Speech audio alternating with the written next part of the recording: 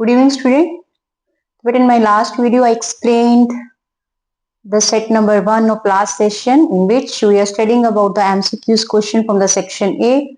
In my last video, up to the 9th question, I explained the MCQs question. Today, I'm going to start it from the continue from the 10th one, right? So today our day is day 4. Date is 29/12/26. As you know, standard 12 science. Subject is chemistry. And my topic name is same, that is a revision of previous year question paper of 2024 to 25. As you know, our set number 1 is going on. First set चल रहा है बेटा हमारा, in which we are studying about the section A, that means multiple choice questions. Today I am going to start from the same section, MCQs question, multiple choice question. In my last video, I explained up to the 9th one. Today I am going to continue from the 10th one. Just have to read out the statement firstly. The best reagent for converting propanamide into propanamine is. उसने बोला है बेटा हमारे पास कौन सा best reagent है नीचे options में से जो प्रोपेनएमाइड को किसको प्रोपेनएमाइड को प्रोपेनएमाइन में कन्वर्ट कर रहा हो. सो बेटा प्रोपेन तो आपको पता ही है फॉर्मूला क्या आ जाएगा उसका प्रोपेन का C3H8, बट उसके साथ में एमाइड भी है तो एमाइड का फॉर्मूला होता है बेटा CONH2. गेटिंग एमाइड के लिए फॉर्मूला होता है हमारा functional group that is a CONH2 and we have to convert that one into the amine. Amine का फॉर्मूला होता है बेटा सिंपल NH2. गेटिंग तो आपने इनमें से बताना है कौन सा बेस्ट रिएजेंट है इन which is going to convert your propanamide into a propanamine.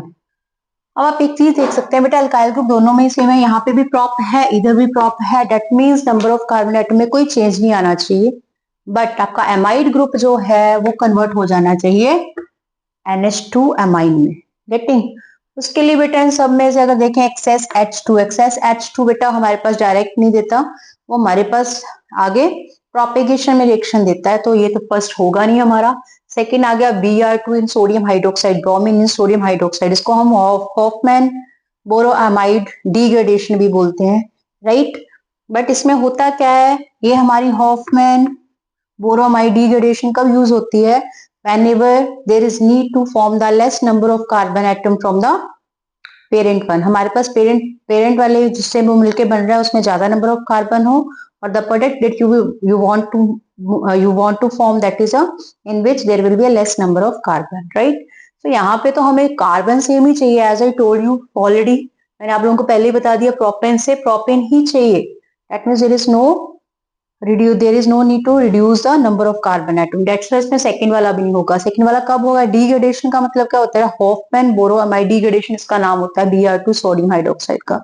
तो उसमें हमारे पास डिग्रेडेशन मतलब नंबर ऑफ कार्बन एटम कम चाहिए, बट इसमें तो हमें सेम ही चाहिए. दैट मीन्स सेकंड वाला भी हमारा करेक्ट ऑप्शन नहीं है. सेकंड थर्ड सी पे आ जाइए, कम on the third part. I2 in the presence of red phosphorus. Red phosphorus की बात करें तो बेटा हमारे पास वो रिएजेंट कभी भी एमाइड को एमाइन में कन्वर्ट डायरेक्टली नहीं करता, राइट. बट लास्ट में आता है बेटा lithium aluminium hydride in ether. Lithium aluminium hydride ether में लेना है, जो कि क्या करता है बेटा प्रोपेन एमाइड को डायरेक्टली कन्वर्ट कर देता है किसमें, प्रोपेन एमाइन में, राइट. सो ये लिथियम एल्यूमिनियम हाइड्राइड है, this is a correct one. What's the reason behind that, इसकी बेटा की पॉइंट आप माइंड में रखें. क्यों इसको टिक किया मैंने, बिकॉज जो लिथियम एल्यूमिनियम हाइड्राइड है it shows the direct reduction. क्या शो करता है बेटा, डायरेक्ट रिडक्शन. डायरेक्ट रिडक्शन का मतलब ये बेटा हमारे पास CO बॉन्ड को कन्वर्ट कर देगा CH2 में. Now you can see her carbon तो सेम है, बट ऑक्सीजन रिमूव करके वहां H2 लगा देते हैं, क्योंकि रिडक्शन बोला ना मैंने. रिडक्शन का मतलब ही क्या होता है, addition of hydrogen and removal of oxygen. That means this is the best reagent that we have to use for converting your propanamide into propanamine. So out of these four, just have to take on the D part. I hope you understood this first one question, 10th question. Now we are going to start from the 11th one. 11th पे आ जाइए. Just have to read out the statement firstly. Which of the following statement is not true about glucose? हमारे पास 4 option दे रखे हैं, उसमें से हमें बताना है ग्लूकोज के लिए कौन सी स्टेटमेंट करेक्ट नहीं है, राइट. अभी व्हाट आर दैट स्टेटमेंट, कौन कौन सी है बेटा. फर्स्ट में आ जाइए, it is an aldohexose. First option है बेटा एल्डोहेक्सोस। हम बात किसकी कर रहे हैं? ग्लूकोज की। ऑब्वियस सी बात है, ग्लूकोज है। दूसरा, इसका दूसरा कौन सा होता है हमारे पास? फ्रक्टोज। बायोमोलिक्यूल्स में हमने चैप्टर किया है जिसमें हमने मोनोसेकेराइड स्टडी की है, glucose and fructose, right. Glucose fructose में बेटा फॉर्मूला सेम ही रहता है, C6H12O6, बट दोनों में डिफरेंस ये होता है, जब हम ग्लूकोज की बात करते हैं उसमें एल्डिहाइड ग्रुप प्रेजेंट होता है, जब हम फ्रक्टोज की बात करते हैं वहां पे कीटोनिक ग्रुप प्रेजेंट होता है। बस इतना माइंड में रखेंगे, राइट। सो यहाँ पे हम ग्लूकोज की बात करें, इट मींस एल्डिहाइड, इस वजह से इसको एल्डोहेक्सोस बोला गया है, राइट। दैट मींस ये तो हमारी करेक्ट स्टेटमेंट हो गई, right. So come on the second part, on heating with HI to form n hexane, on heating with HI hydrogen iodide to form n hexane, ये भी सही है।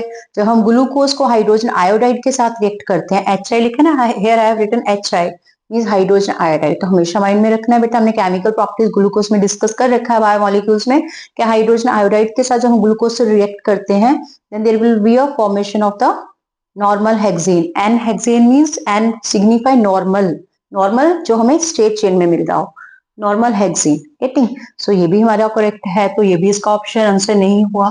Third one, it exist in furanose, just have to read out this third one, it exist in furanose. अब यहाँ पे फ्यूरानोस बोला गया बेटा, फ्यूरानोस अगर हम बात करें ना फ्यूरानोस की, तो फ्यूरानोस किसके लिए यूज होता है?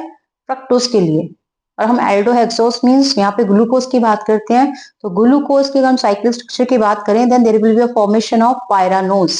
क्या बनता है बेटा उसका? पायरानोस।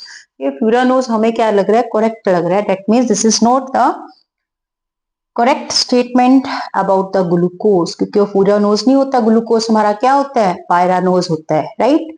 सो this is the correct option out of these four, the one, right. D-HYD does not give Schiff test, Schiff test भी नहीं देता है हमें।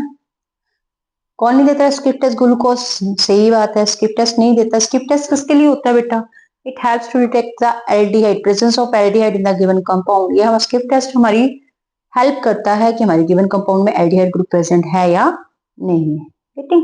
सो बेटा out of these four and just to take on this third का मैंने reason बता ही दिया, क्योंकि ग्लूकोज जो है वो पायरानोज की तरह एग्जिस्ट करता है, क्योंकि हम साइक्लिक स्ट्रक्चर की बात करें ग्लूकोज की तो पायरानोज को डिस्कस करते हैं, जब हम फ्रक्टोज की बात करेंगे that means the cyclic structure of fructose is furanose, right? So that is the incorrect statement about your glucose. That's why I have clicked on the third one. Getting? I hope you understood the key point of this one also. तो आपने हमेशा mind में रखना है, glucose की बात करें aldohexose होता है, हाइड्रोजन आयोडाइड से रिएक्ट करता है तो नॉर्मल हेक्सेन ही बनाता है, बट फ्यूरानोज नहीं होगा, इसकी साइक्लिक स्ट्रक्चर पायरानोज होती है instead of the furanose. So that is the incorrect statement out of these among these four. Getting? Now come on the last one, 12th question. 12th question की बात करें बेटा तो उसमें क्वेश्चन की statement read out करते हैं। Firstly, an unripe mango placed in a concentrated salt solution to prepare pickle shrivel because, उसने क्या बोला है इसमें? इस स्टेटमेंट में ये बता रहा है बेटा कि हमारे पास कच्चे आम है, उसको उसने प्लेस कर दिया, रख दिया कहाँ पे? इसको उसने रखा है कॉन्सेंट्रेटेड सॉल्ट के सोल्यूशन में, राइट। जब कॉन्सेंट्रेटेड सॉल्ट सोल्यूशन में उसने रखा और क्या बनाना है उससे? उसको पिकल बनाना है, to prepare the pickle. Pickle तैयार मीन्स अचार तैयार करना है। तो कहता आप जब भी कच्चे आमों को सॉल्ट सोल्यूशन में रखते हैं तब श्रिबल हो जाते हैं। वो श्रिबल मीन्स क्या हो जाते हैं बेटा? सिकुड़ जाते हैं, ठीक है, कॉन्ट्रैक्ट हो जाते हैं। What is the reason behind that? Because बेटा उनमें से जो हम सॉल्ट सोल्यूशन में रखते हैं ना, तो अपने में से पानी को निकाल देते हैं, they just have to dehydrate. वो क्या हो जाते हैं? डिहाइड्रेट हो जाते हैं। डिहाइड्रेट का मतलब क्या होता है? Removal of the water molecule, water molecule को लूज कर रहे हैं। और ये कॉन्सेंट्रेशन कहाँ से कहाँ हो रही है? Lower to higher one, right, lower से हायर की ओर। तो वो प्रोसेस जिसमें लोअर टू हायर कॉन्सेंट्रेशन में चेंज आए through the semi permeable membrane, उस प्रोसेस को क्या बोला जाता है? ऑस्मोसिस। तो simply what you can say, जो अनराइप पिकल है इट लूजेस द वाटर, ये वाटर लूज कर देंगे। What's the phenomenon on the behalf of which phenomenon? Osmosis phenomenon. Getting? So I just have to tick on the C part among these four. चारों में से मैंने सी के ऊपर tick किया है। Reason already I told you कि ये वाटर लूज कर रहे हैं, इसकी वजह से ऑस्मोसिस फिनोमिनन के बिहाफ के ऊपर। Getting? So that is the reason that I told you for this 12th one, right. So today I explained these 3 questions, MCQs question. In my next video I will explain the next 4 question, because remaining how many will be left now? 16 के लिए 4 question रहते हैं. So in my next video I explain the remaining 4th MCQs. After that we will start the section B. Getting? बेटा if you have any doubt in today's teaching then you can ask your doubt in the comment section. तो मिलते हैं बेटा next video में within the next MCQs. Thanks to all बेटा.